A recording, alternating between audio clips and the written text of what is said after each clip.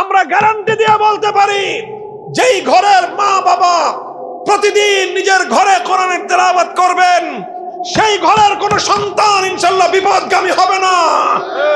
সেই ঘরের সন্তানরা মাদকাসক্ত হবে না। সেই ঘরের সন্তানরা সন্ত্রাসী হবে না। সেই ঘরের সন্তানরা অন্ধকার পথের যাত্রী হবে না। সেই ঘর থেকে ইনশাআল্লাহ শরীফ ওসমান হাদির জন্ম হবে। কোরআনের তেলাওয়াতকে জাগ্রত করেন, সমাজ বদলে যাবে ইনশাআল্লাহ। ইয়াতলু আলাইহিম আয়াতিহি ওয়া ইউআল্লিমুহুমুল কিতাব। আল্লাহর পয়গম্বরের 2 নম্বর কর্মসূচি ছিল কি? তালিমে কিতাব। 1 নম্বর ছিল তেলাওয়াতে কিতাব, 2 নম্বর ছিল তালিমে কিতাব। তালিমে কিতাব মানে কি? মানে হলো তেলাওয়াত তো করবে কম্পালসারি, প্রত্যেকেই, এভরিওয়ান। তেলাওয়াতে কিতাবুল্লাহ থেকে এক মুসলমানও বঞ্চিত হবে না। 100% মুসলমান 100% কোরআনের তেলাওয়াতকারী হবে। কথা পরিষ্কার? ছেলে হোক মেয়ে হোক, ছেলে হোক মেয়ে হোক। আরে ভাই, ওলামায়ে কেরাম কি করবে বলেন? যত রকম আয়োজন থাকতে পারে মুসলমানের সন্তানকে কোরআনের তেলাওয়াত শিক্ষার জন্য আলেম ওলামারা সব রকম ব্যবস্থা করেছে। আজকাল ওলামায়ে কেরাম মেহনত করে আফটার স্কুল মাকতাব করেছে। বাচ্চাদেরকে স্কুলে পড়ান, আপনার স্কুল টাইমের সাথে শিডিউল ঠিক রেখে 1 ঘন্টার জন্য বাচ্চাকে আফটার স্কুল মাকতাব নামে সারা দেশব্যাপী এক বিপ্লবী কর্মসূচি চলছে আলেম ওলামাদের নেতৃত্বে। 1 ঘন্টা সময় দেন আপনার বাচ্চাকে। প্রত্যেকটা এলাকায় এলাকায় আফটার স্কুল মাকতাব গড়ে উঠেছে, ওখানে দেন না 1 ঘন্টা। আপনার ছেলে স্কুলে পড়ুক, তারপরে কলেজে পড়বে, ভার্সিটিতে পড়বে, সারা দুনিয়া জয় করবে। আফটার স্কুল মাকতাব 1 ঘন্টা পড়বে, অথবা সাবাহি মাকতাব 1 ঘন্টা পড়বে। আর এখন তো আলহামদুলিল্লাহ প্রতিটি মাদ্রাসায় এমন আধুনিক কারিকুলামে আমরা বাচ্চাদেরকে পড়াচ্ছি। এই যে মাদ্রাসা আপনারা দেখলেন এখন প্রদর্শনী, এখানে ছোট ছোট বাচ্চাদেরকে যেই বয়সে আমরা ক্লাস 5 অথবা ক্লাস 3 পর্যন্ত বাচ্চাদেরকে আমরা সাধারণ শিক্ষায় শিক্ষিত করে দিচ্ছি, যে কোনো স্কুলের শিক্ষার্থীদের সাথে আমাদের মাদ্রাসার ক্লাস 3 ছাত্ররা কম্পিটিশন করতে প্রস্তুত। প্রত্যেকটা সাবজেক্টে প্রস্তুত। বাংলা, অঙ্ক, ইংরেজি সহ যতগুলো সাবজেক্ট, প্রতিটা সাবজেক্টে তারা কম্পিটিশন করবে। ইন দ্য মিন টাইম আলহামদুলিল্লাহ কোরআনে কারীমের বিশুদ্ধ তেলাওয়াত, শুধু বিশুদ্ধ তেলাওয়াত নয়, জাতীয় এবং আন্তর্জাতিক পর্যায়ে কম্পিটিশন করার মতো যোগ্যতা সম্পন্ন তেলাওয়াত সে শিখবে। এই মিয়া, হুজুররা আর কি করবে বলেন? আর কি করবে হুজুররা? সব দোষ তো হুজুরদের। হুজুররা পাঞ্জাবি বড় বড় পরে জামা, দেশে কাপড়ের দাম বাড়ায় দিচ্ছে, তাই না? হুজুরদের কোনো প্রোডাক্টিভিটি নাই। ইংলিশে বলে মাঝে মাঝে, আবার ওই যে মাঝখানে একটা বের হয়েছিল না, আব্দুল লতিফ সিদ্দিকী। আমার হুজুর আশরাফ আলী সাহেব হুজুর আহমদুল্লাহ আব্দুল লতিফ কাযযাবী সিদ্দিকী হয় কি? যে হজের কোনো প্রোডাকশন নাই, শুধু রিডাকশন। ইংলিশে বলছে, অনেকে বুঝেন নাই। প্রোডাকশন নাই, রিডাকশন মানে হলো খালি খরচ হয়, আয় নাই। বুঝেন নাই? কয় হুজুররা তো দেশের অর্থনৈতিক উন্নয়নে কোনো ভূমিকা রাখে না। উন্নয়ন কাকে বলা হয়, উন্নয়ন কাকে বলা হয় এবং উন্নয়ন কিভাবে হয়, তার যদি সত্যিকার আলোচনা করতে বসি, ঘন্টার পর ঘন্টা আলোচনা দ্বারা আমরা সাব্যস্ত করে দিতে পারবো তোমাদের লজিক, তোমাদের যুক্তি এবং তোমাদের জ্ঞান বিজ্ঞানের আলোকে যে আলেম ওলামারা এই দেশের, এই সমাজের অর্থনৈতিক উন্নয়নে যেই ভূমিকা তারা পালন করতেছে, যদিও প্রত্যক্ষ নয় তবে পরোক্ষভাবে তাদের যে ভূমিকাটা সমাজের অন্য কোন শ্রেণী এবং পেশার মানুষের এই কন্ট্রিবিউশন নাই। যাই হোক, তেলাওয়াতে কিতাব বাচ্চাদেরকে, প্রত্যেক ব্যক্তি, মুসলমানদের মধ্যে এক ব্যক্তিও থাকবে না যে কোরআনে কারীমের তেলাওয়াত করতে পারে না।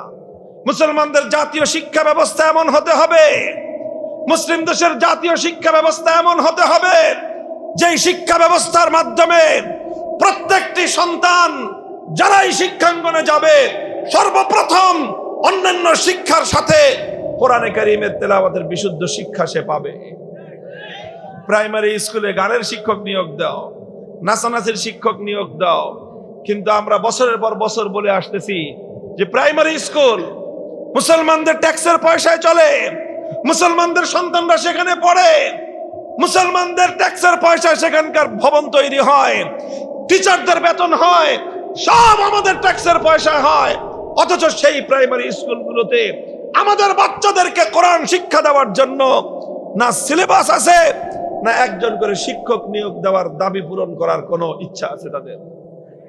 এগুলো বলতেছি আমরা, এই পর্যন্ত বলে যাচ্ছি, এরপরে কিছুদিন পরে আর বলা বলি নাই, এগুলো আমরা বাস্তবায়ন করব। স্কুলগুলো আমরা নিজ হাতে প্রয়োজনে নিজেদের হাতে দায়িত্ব তুলে নেব ইনশাআল্লাহ। এদেশের মুসলমানদের শিক্ষা ব্যবস্থা আল্লাহর কোরআনকে বাদ দিয়ে জাতীয় শিক্ষা কারিকুলাম চলতে পারে না, সামনের দিনে আমরা চলতে দেব না।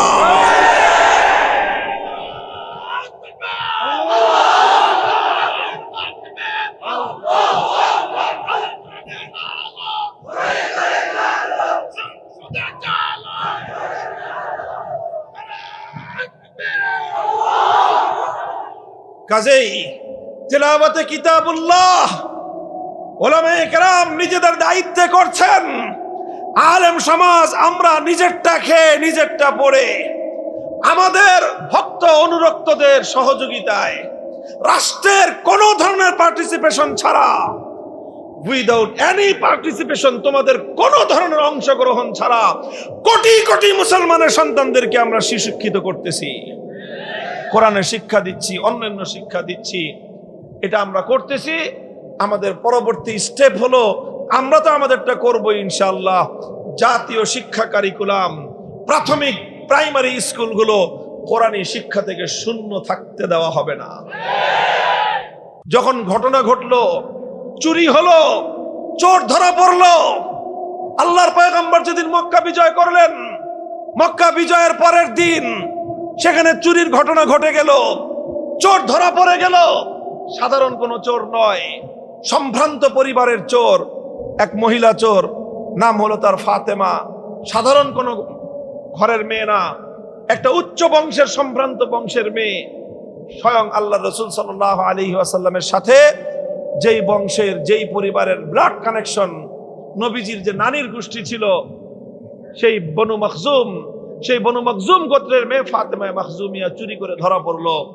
মক্কার লোকজন চিন্তা করলো যে এখন যদি মেয়েটার হাত কাটা যায়, একটা মেয়ের হাত কাটা যাবে, সঙ্গে পুরা বংশের নাক কাটা যাবে।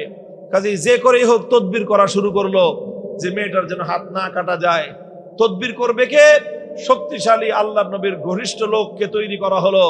উসামা ইবনে জায়েদকে বলা হলো, তুমি গিয়ে, সম্পর্কে তো তোমার দাদা লাগে, তোমাকে অনেক বেশি ভালোবাসে, তুমি গিয়ে তোমার দাদা মুহাম্মদ সাল্লাল্লাহু আলাইহি ওয়াসাল্লামকে বলবা, ইয়া রাসূলুল্লাহ, এই যে মামলাটা আসতেছে, এই মামলার আসামি কিন্তু আপনার নানির বাড়ির লোক, কাজী আপনি একটু এটাকে ম্যানেজ করে নিয়েন। সে গিয়ে তদবির করলো। আল্লাহ রাসূল সাল্লাল্লাহু আলাইহি ওয়াসাল্লাম ক্ষিপ্ত হয়ে উঠলেন। ফাকান্নামা ফুকিয়া ফি ওয়াজনাতিহি হাব্বুর রুম্মান, আমার নবীর চেহারা রক্তিম বর্ণ ধারণ করে লাল হয়ে গেল।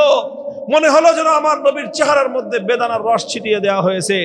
নবীজি উসামাকে ধমক দিলেন, উসামা, আতাশফাউ ফি হাদ্দিম মিন হুদুদিল্লাহ, আল্লাহর কোরআনের বিধান বাস্তবায়ন হবে, তুমি তদবির বাণিজ্য নিয়ে আসছো, খবরদার আর কোনোদিন যেন তোমাকে আমি আল্লাহর কোরআনের কোনো বিধান বাস্তবায়নের পথে তদবির করে বাধা দেওয়ার জন্য তোমাকে আমি না দেখি। উসামাকে ধমক দিয়ে বিদায় করলেন।